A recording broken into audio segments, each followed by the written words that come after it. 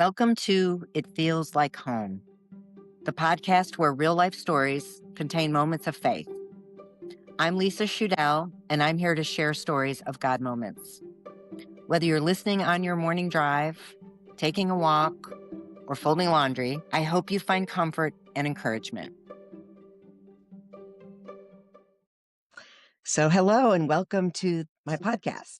Today I have a friend, Darryl McNeil, joining us. And I've known Darrell, I think we figured about 25 years now.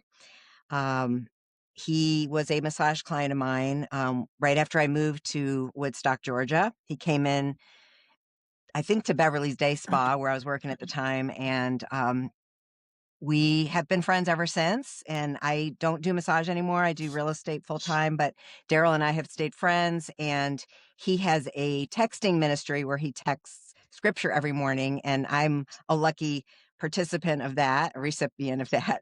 And in return, I text him whatever verse I read that morning that touched me. So we kind of have that daily text, but we don't talk that much or see each other. I know that he's somebody I can count on if I need help with anything. So I appreciate our friendship. And Darrell, I'd like you to kind of introduce yourself and tell everyone about your family, about your life, and what you're doing with your days.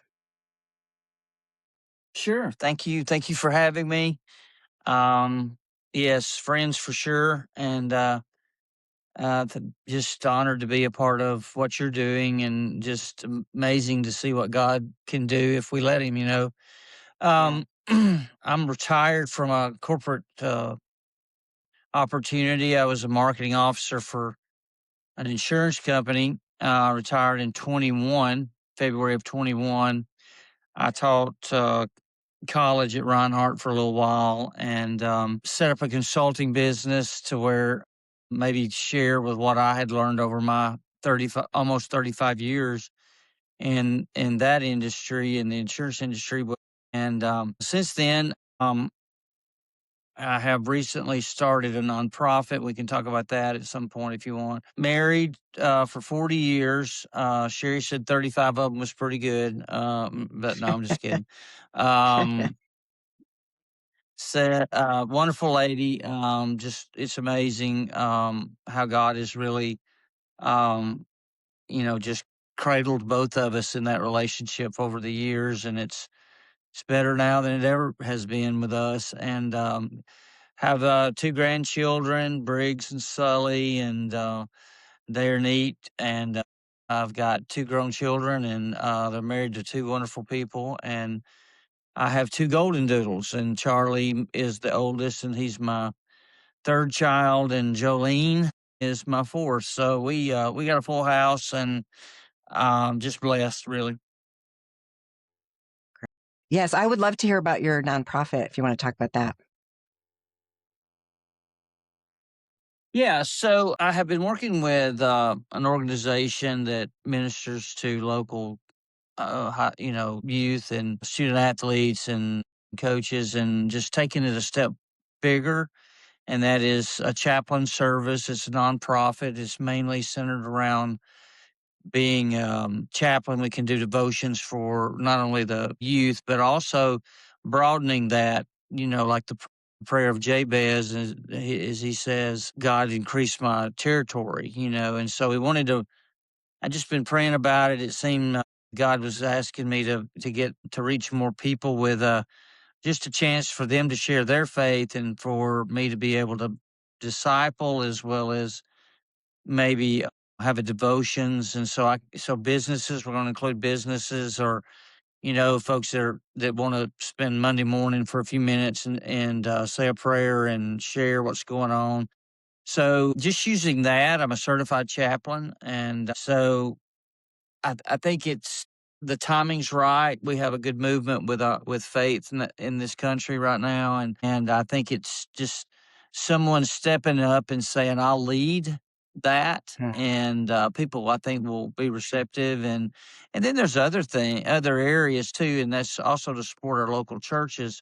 And that is where have a relationship with several churches in the area that we can help any overflow of need, where if there's, a chaplain service needed for a certain event, certain situation with the family, then they can call on me to pinch hit for them. Pastors are certainly overwhelmed and overworked a lot of times with those things. And so it's basically just taking the lead on sharing the gospel and in any format it may take with a business or school or government agency or organization, small group, community, you name it. Thank you. So when you were growing up, can you kind of share, what your were you brought up in the church? Like when did you become aware of knowing who God was?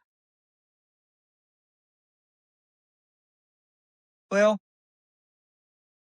I think I mentioned this to you before. When I can remember, I can't remember a lot, but I can remember when I was about 5 years old. I spent a lot of time with my grandmother, and we called her Mama Whitaker, and she became kind of my spiritual mentor. She was the one that we always had a conversation about God. We always had a conversation about the Bible. We read the Bible together, and I think um, the way she approached it was it was just so relaxed and it was very good. I knew there was something about that, but also her presence and her demeanor. I just knew that if God was like Mama, I wanted to know God. And Huh. so I tell a story. I think I've told you this before, but I would get nervous for her because she would write notes in her Bible, and I thought she's going to get in trouble for doing it. My mother is her youngest child, and so when my mama was old when I was a young kid to me, but she took time. She was always interested in that. So I think that just that relationship that I had with her made me know that God was something really cool because she was really cool to me. So we didn't going further on. We didn't really. I can't say we were in the church every time it was open. I mean, we would go. We'd kind of go to that. It was an activity of sorts, and I knew God was a part of my life, even though at times more distant than probably today, if that makes sense. The relationship was not quite like it is today. So, but I would give her the credit for instilling in me the want to know more about God. I tell this. I thought Billy Graham lived next door when I was little because we talked about Billy Graham a lot and about what he said and how he would phrase something. And then so I think at that point in time the spirit of God came in and rested on me because of her. Not I know you don't get your salvation from others, but I'm just saying I think the presence was certainly there and I felt it even as a young kid. Wow. That's it's an awesome story because it makes me think of how the way that we live our lives and share with especially kids, how that could, you know, really change their life moving forward. That she had such an influence on you is wonderful. Yeah, it was still to this day. Yeah. Think about your grandma. That's nice. So, can you describe a specific moment when you felt that God intervened in your life?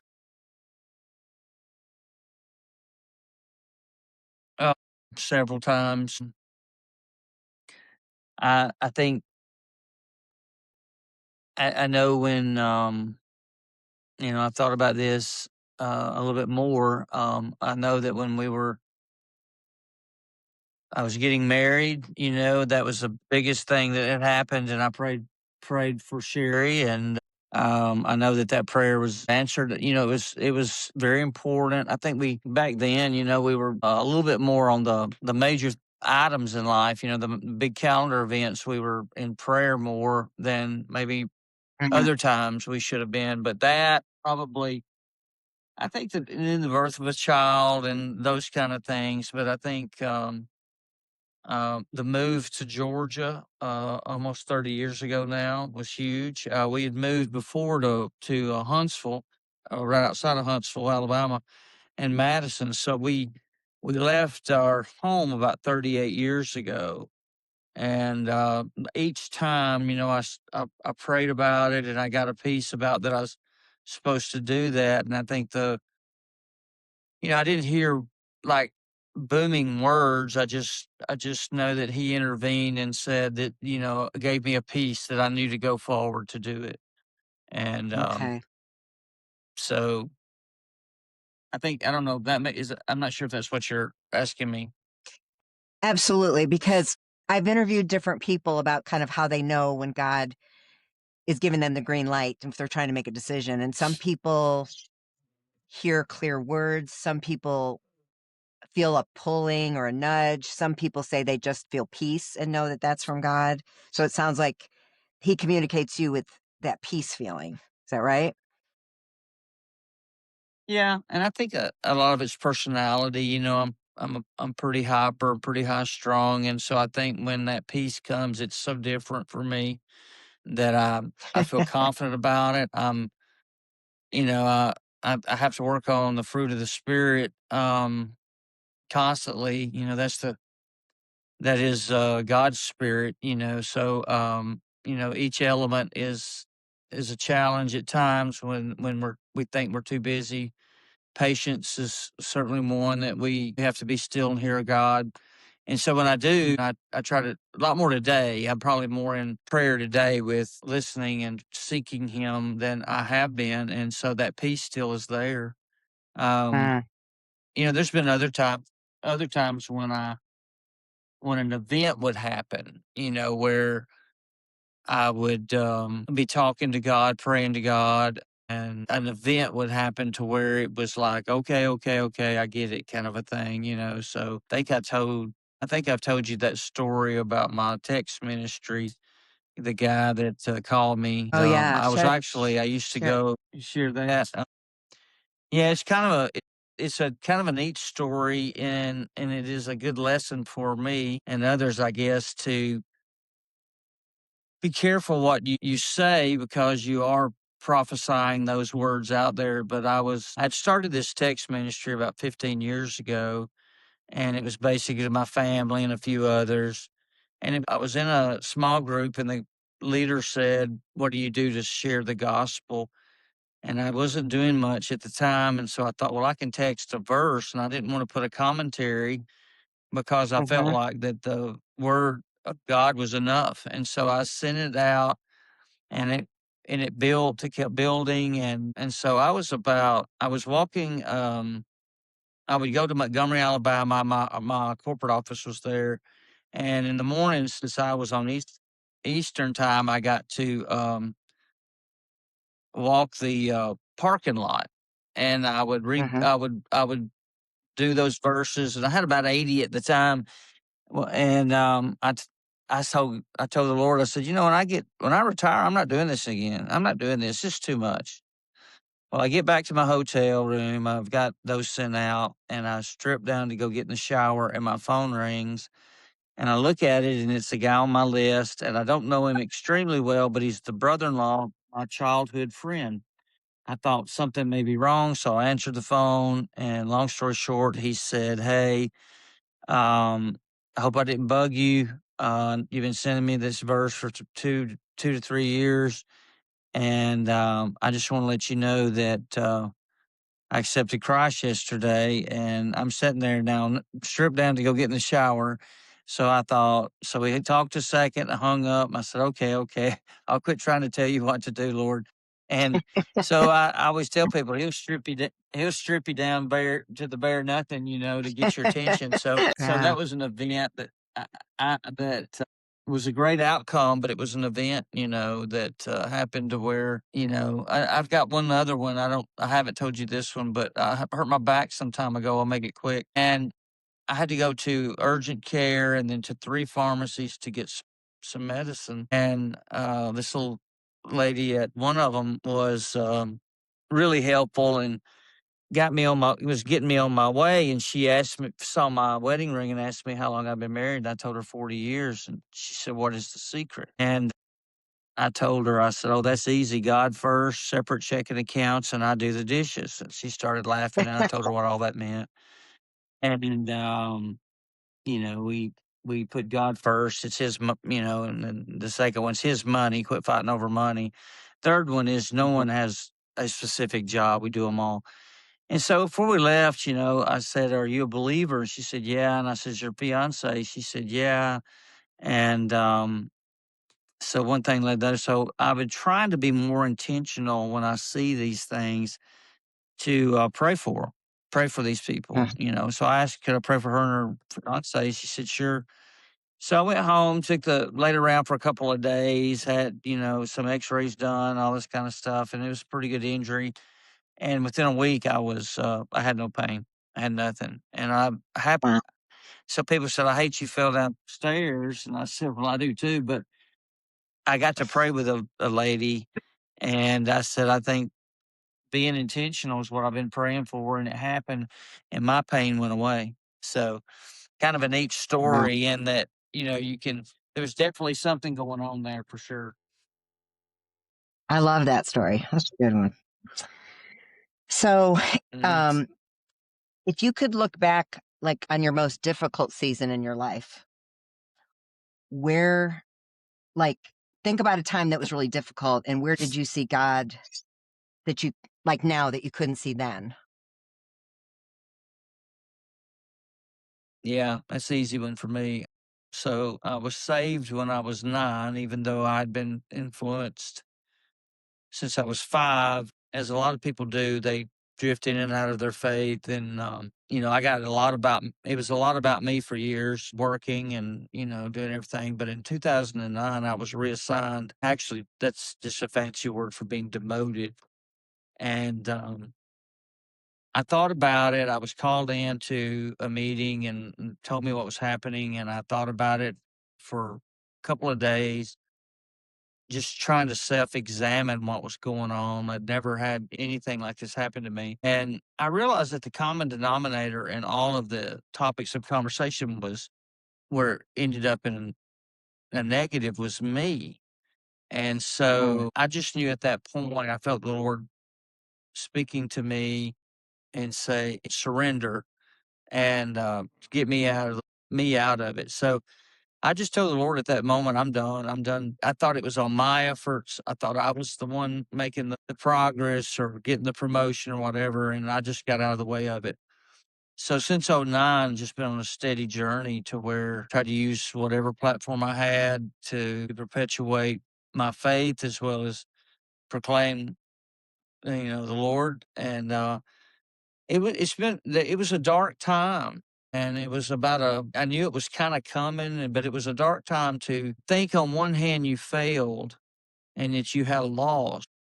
But as you came through that valley, you realized that you actually gained because he brought you from this point of what the world says was good and to Mm. where I am today, where such a great transformation for me and probably everybody around.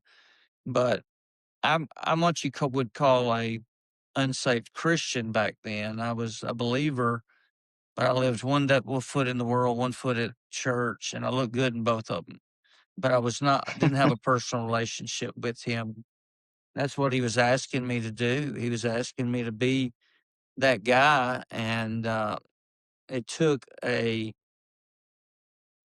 own road to Damascus experience to, it's funny because Paul was blinded, and I think I was brought sight kind of a different way. So that was my low point in my career and my just in everything, but my highest point in the start of the journey. Yeah. I think that my story is, I was basically on the verge of getting a divorce at one point, and we were seeing a Christian counselor, and he told me to ask God if I should stay married or not. And he would give me my answer. And I had never read the Bible. I didn't know what he was talking about. Like, cause I thought our problems were our problems. I didn't see where God had anything to do with it, but I prayed and asked God for a sign. And then a week later, I just randomly opened the Bible and I read, "A wife is not to depart from her husband." And I got chills and tears. And I knew then that God answered my prayer. It was the first time God ever spoke to me. And the first time I ever read the Bible, and it made sense. It was like it became alive at that moment. And then I read the book of James because this counselor had asked me to read that like a month earlier, and I never did. And for those of you that don't know the Bible, the book of James is a very short book, but it's basically that all things that you consider to be bad in your life are opportunities to grow in faith. And it all just made sense Hmm. at that time that my marriage struggling was what broke me to look for help, to go to God.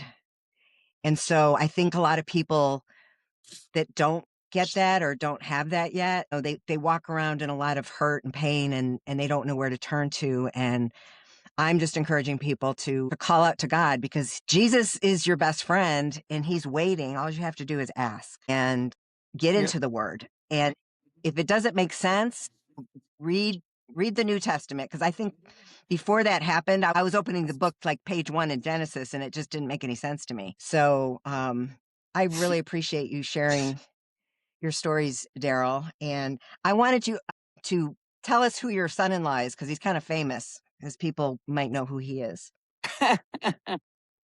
Josh Bagby, he started Cherokee Connect. Josh is amazing. He's a great man of faith, and does a fantastic job in his business. And yeah, he's we were it was he was an upgrade to the family for sure. So we we've got my son is married to a great lady as well, Alexandra, and we call her Zan, and it's easier for the kids to say when they were little. Great daughter-in-law. I mean, we're just blessed. I have great children. They're all smart and they're good citizens. They pay their own way. I don't give them money, which is kind of cool. I would Hmm. help them in any way, but not that way, if that makes sense. I mean, not Right. that sounds It terrible, does. but my job is not to pay their bills. So, Right. but Right. they're great. Everybody's we have so Okay. there we go. So we had a little disruption in the technical, so we're picking up here, almost finished. One last question. If someone's listening to this Yeah. podcast and they feel they either don't know God or they feel like alone, like he's really far away, what would you say to them? Well, I think the good thing is that they acknowledge that there's God, because they're acknowledging they believe that there is a chance, so to speak. I believe, a God feels far away, meaning that you do believe in God. So that I think you just be present and you just tell them what maybe how you've experienced God, like we're doing today. And one of them is that there's no right or there's no wrong way to pray, and just seek God and give him some passages. Let them know that we've all sinned and fallen short. Try to kind of somewhat diagnose why they would feel that way. But reiterate prayer and the importance of it. Show passages. I think for me, that hit me. Wrote a book some time ago. I know you did as well, which was very good. And I know that as I was going through the book, I didn't realize that John 14:6 was going to be my passage, that my verse and it just basically hit me that says, as he turns to the disciples, he says, "I am the way, the truth, and the life, and no one goes to the Father without through me." So, you know, understanding that the Word was with God and the Word was God, which was Jesus in the beginning. And so I think there's this disconnect where people have to put Jesus in a box. Well, he was in the beginning, he was in Genesis, he was in all these things. He was God, is God, he's part of the Trinity. And, even says, um, when I must go so the helper can come, which is the Holy Spirit. But I think just staying present with them, staying active, staying listening, and then another thing is get with people. A lot of times people feel like they're far away from God is because maybe they haven't had the great experience experiencing God. And that is, I just always go back to that cat sitting by my grandmother on that couch when I was 5. She made it so easy. She made it so interesting. She made it something that I knew was good and I wanted to be a part of it. And then just over time, the Lord, you you plant the seed and the Lord will water it. I mean, Yeah. he's gonna fertilize that heart and bring the things to fruition. So I think everyone needs to know that we all have felt that way at some point in our life before we accept God and before we've turned over our life to Him.